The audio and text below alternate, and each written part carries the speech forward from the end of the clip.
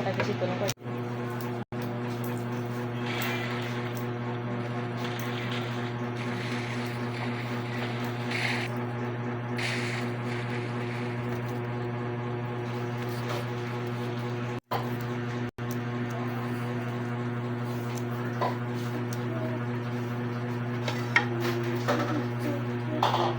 Yeah, ito sa ganyan.